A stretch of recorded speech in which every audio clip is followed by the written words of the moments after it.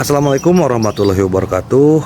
Mimin lanjutkan lagi cerita Raja Kegelapan Cipenya. Tapi seperti biasa, sebelum dilanjut, bantu tekan tombol like dan berkomentar juga Tuan dengan gas. Bab 1479 Mayat Wang Ping'er. Ling Guofeng, apa hubungannya dengan Ling Haofeng? Ji Fei bertanya dengan tenang. Kamu tidak perlu khawatir tentang hal ini.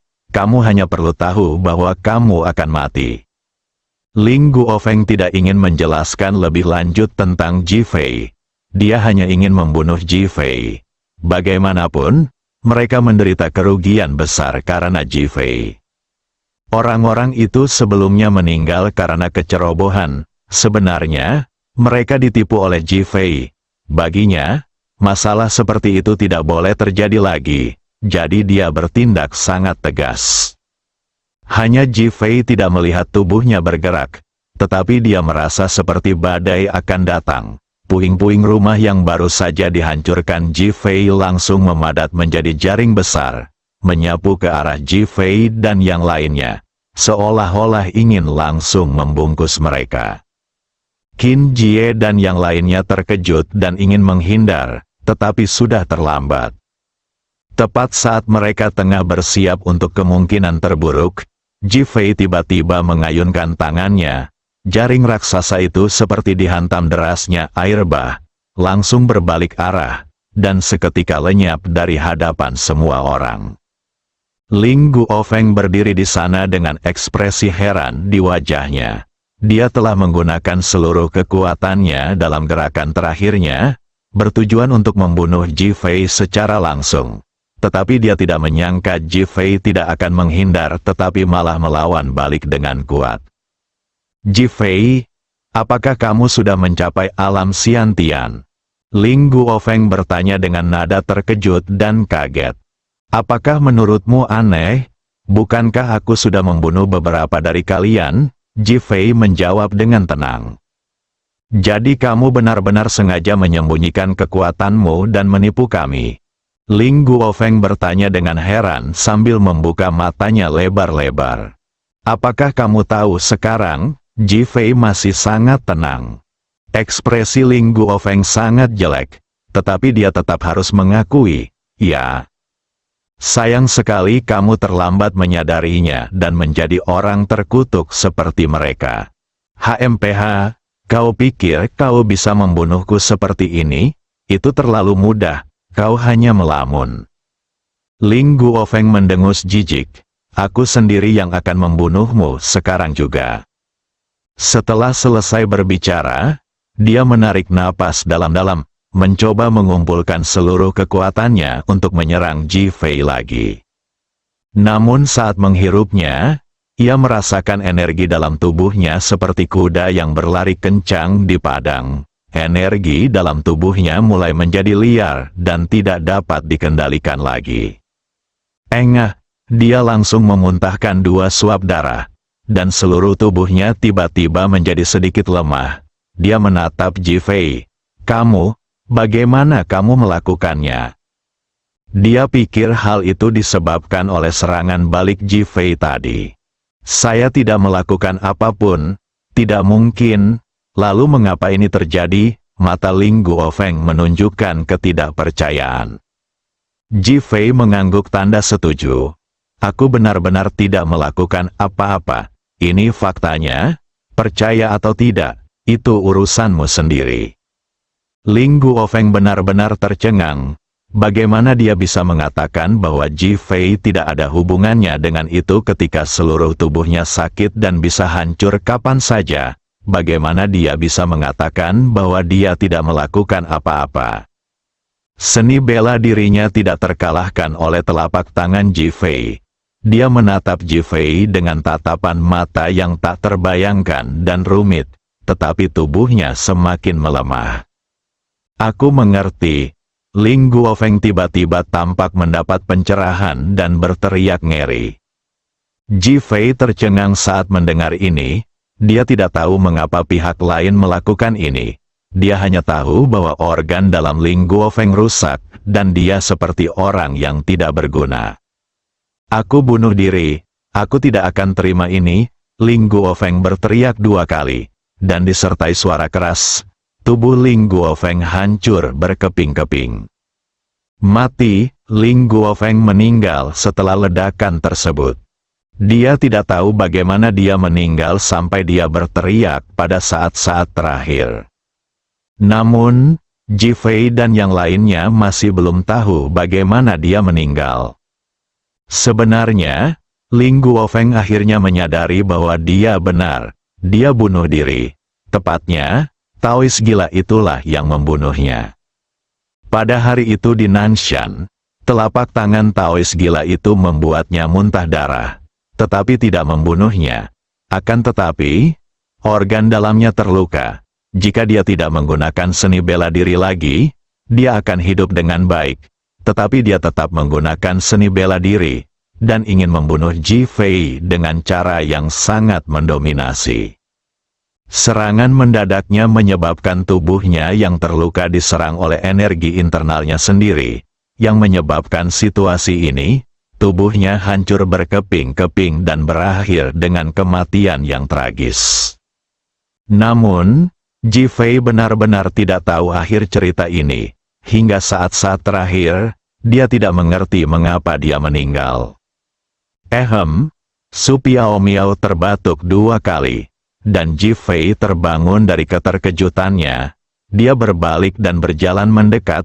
Apa kabar? Tidak apa-apa. Aku tidak mati. Su Piaomiao tidak ingin membuat Ji Fei khawatir, jadi dia sengaja menggodanya.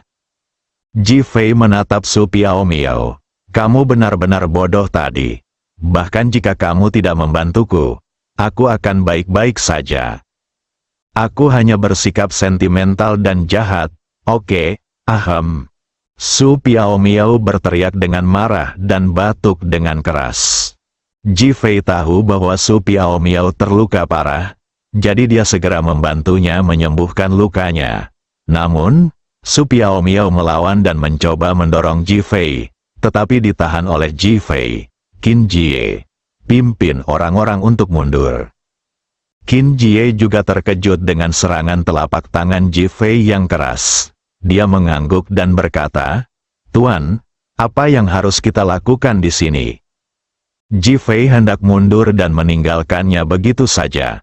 Tetapi pengemudi mesin penghancur yang baru saja menerobos masuk ke ruang rahasia itu tiba-tiba melihat pakaian putih seorang wanita di bawahnya. Lihat, ada seseorang di bawah. Siapa? Teriak Qin Jie dan bergegas mendekat. Ji Fei segera berlari mendekat sambil menggendong Su Piaomiao. Qin Jie telah mengeluarkan tubuh wanita dari ruang rahasia. Melihat tubuh wanita itu, Ji Fei dan yang lainnya tercengang. Mereka tidak tahu sudah berapa tahun dia meninggal, tetapi dia tampak seperti baru saja meninggal, dan tubuhnya tidak membusuk sama sekali. Apakah ini Wang Ping'er? Sebuah suara samar tiba-tiba terdengar di telinga Ji Fei. Ji Fei tertegun, lalu cepat-cepat menatap Su Piaomiao. Kamu bilang ini tubuh Wang Ping'er? Su Piaomiao mengangguk. Ini Wang Ping'er, lihat betapa miripnya dia dengan Zhao Mengxi. Mendesis, Ji Fei menarik napas. Zhao Mengxi pernah menduga bahwa pria berbaju putih itu adalah ayahnya. Sekarang ada mayat di ruang rahasia ini yang tampak hampir identik dengan Zhao Mengxi. Itu pasti Wang Ping'er, jadi spekulasi sebelumnya benar. Pria berbaju putih yang melarikan diri itu adalah ayah Wang Ping'er, dan pria ini adalah pria yang diam-diam bersaing dengan Zhao Tua untuk mendapatkan wanita itu.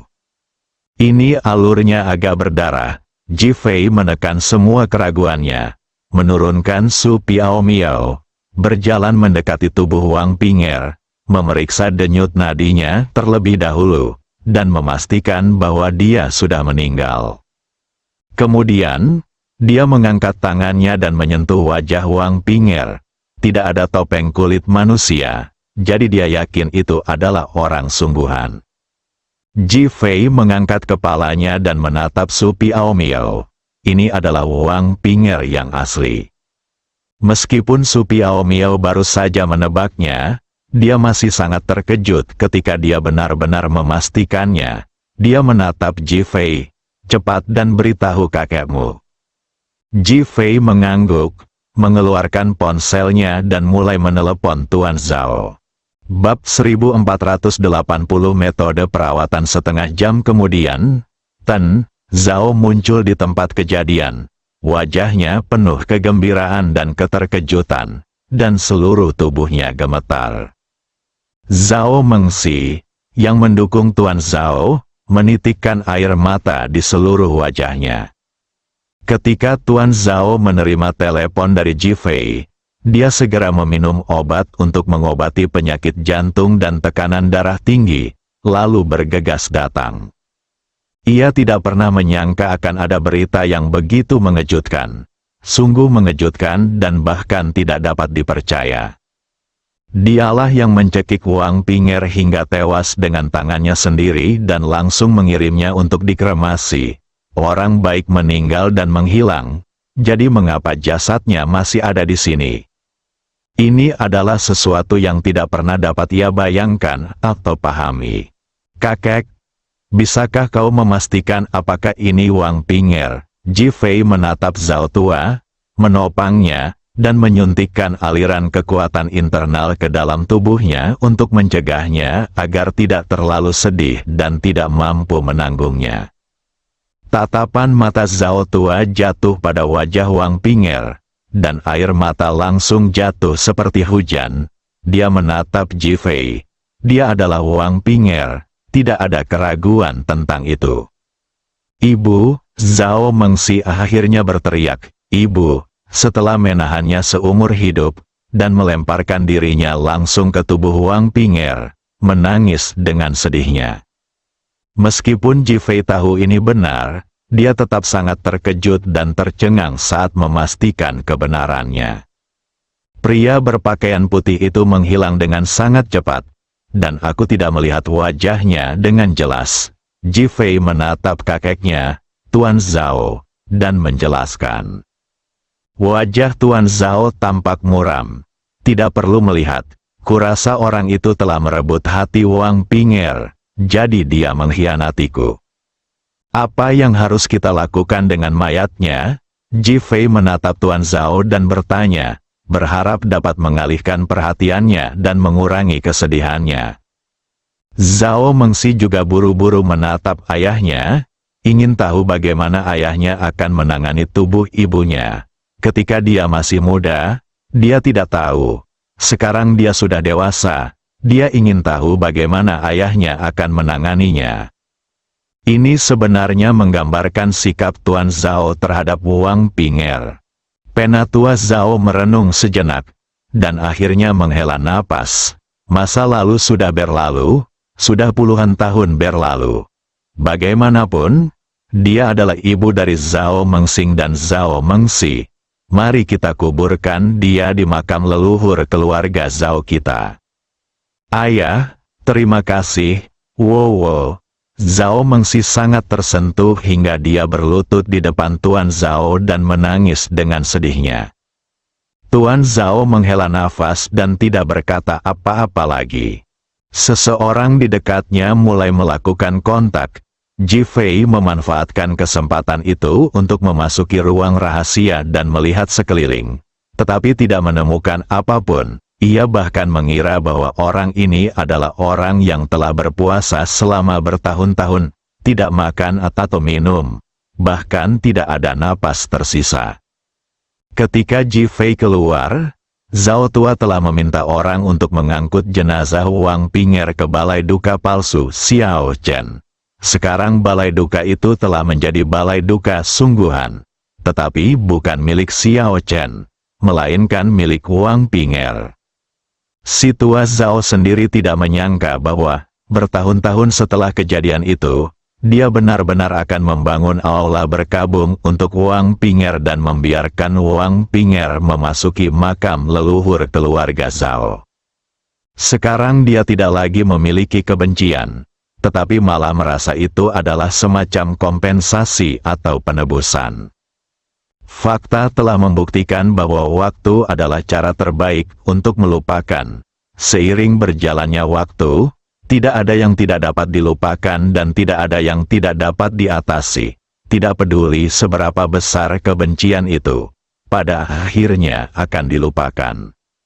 Ji Fei membawa Su Piaomio kembali ke rumah Fei Tang.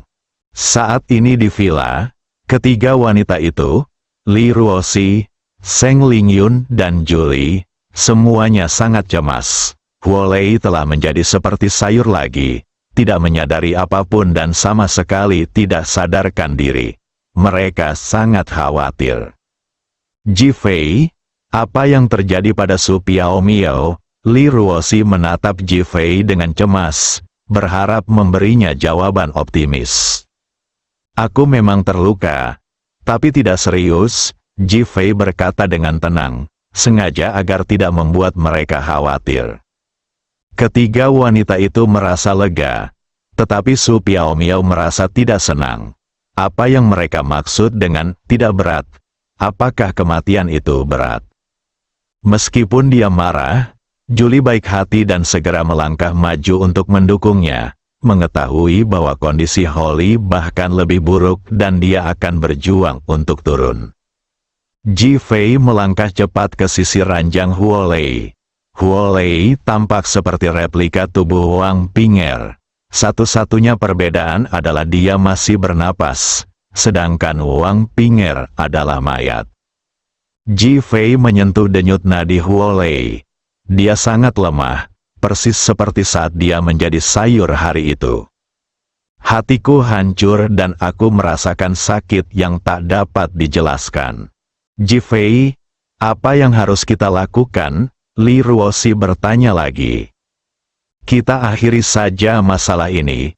Huo Lei tidak dalam bahaya kematian untuk saat ini. Dia hanya tidak bisa bangun. Aku akan memikirkan solusinya. Bagaimana menurutmu? Kurasa ekor Tama Monomae sudah hilang. Pihak lain mungkin sudah menyempurnakannya. Su Piaomio berkata dengan suara agak lemah. Ji Fei sebenarnya mengetahuinya dengan jelas. Tetapi sekarang agak rumit dan dia tidak tahu harus berbuat apa. Mengapa kamu tidak bertanya pada ibuku? Seng Lingyun menatap Ji Fei dan bertanya dengan ragu. Mata Ji Fei berbinar. Telepon sekarang. Setelah mengatakan itu, dia menatap Seng Lingyun dan menunggunya menelepon. Pada akhirnya, Seng Lingyun tidak menelepon. Sekarang Ji Fei yang meminta bantuan ibunya. Ji Fei selalu memperlakukannya sebagai orang yang tidak penting. Sekarang dia yang menelepon, tentu saja Ji Fei harus menelepon sendiri dan menjelaskan semuanya dengan jelas. Melihat hal ini, Ji Fei tidak berdaya dan hanya bisa menelan ludah dan mengeluarkan ponselnya untuk menelepon Xiao Hongyan. Ji Fei pusing memikirkan wanita yang mempesona ini. Telepon itu berdering satu kali saja, dan Xiao Hongyan segera menjawabnya. Ji Fei, kenapa tiba-tiba meneleponku? Ji Fei sedikit malu, tetapi dia segera berkata, ekor Tama Monomae di tubuh Huo Lei telah diambil paksa. Dia ternyata adalah bagian dari formasi Bagua 5 elemen. Sekarang dia tidak sadarkan diri. Apakah Anda punya solusi yang bagus? Ya, kata Xiao Hongyan dengan sangat tegas. Ji Fei sangat gembira saat mendengar ini dan bertanya dengan cepat. Apa solusinya? Bergabunglah dengannya, dan gunakan jiwa naga darah di tubuhmu untuk menempati jiwa naga di tubuhnya. Dengan cara ini, kamu menguasai pikirannya dan dia akan bisa bangun. Ini Ji Fei benar-benar terdiam. Saya khawatir ini adalah satu-satunya cara sekarang. Kalau tidak, bahkan jika kita benar-benar menemukan ekor Tama Monomae, kita tidak tahu apakah ekor itu masih bisa digunakan. Yang lebih penting, kita mungkin tidak bisa menyelamatkannya. Mengapa tidak? Karena tubuhnya telah beradaptasi dengan ekor Tama Monomae. Sekarang keseimbangan ini telah terganggu. Pada dasarnya mustahil untuk membangunnya kembali. Ini mirip dengan reaksi resistensi obat. Ji Feixin bingung. Prinsip ini sangat sederhana dan jelas. Dia langsung memahaminya. Tetapi intinya adalah dia tidak bisa melakukan metode Xiao Hongyan. Aku akan memikirkan cara lain. Terserah kau saja. Tapi aku ingin mengingatkanmu untuk berpegangan erat-erat. Kalau tidak dia bisa dimakan kapan saja. Aku mengerti. Ji Fei menutup telepon dengan wajah khawatir. Ji Fei menutup telepon. Ekspresinya jelas sedikit tertekan. Apa yang dikatakan ibuku? Seng Lingyun bertanya dengan cemas. Tidak mungkin, Ji Fei tentu tidak akan tidur dengan Huo Lei. Jadi dia berkata langsung. Li Ruoxi menatap Ji Fei dengan khawatir. Jangan khawatir, pasti ada jalan. Ji Fei mengangguk.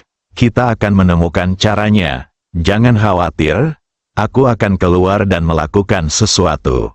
Setelah berkata demikian, dia bergegas keluar tanpa menunggu reaksi wanita-wanita itu. Pada saat ini, Xiao Hongyan dan Zhao Mengchen sudah tertawa bersama. Bersambung.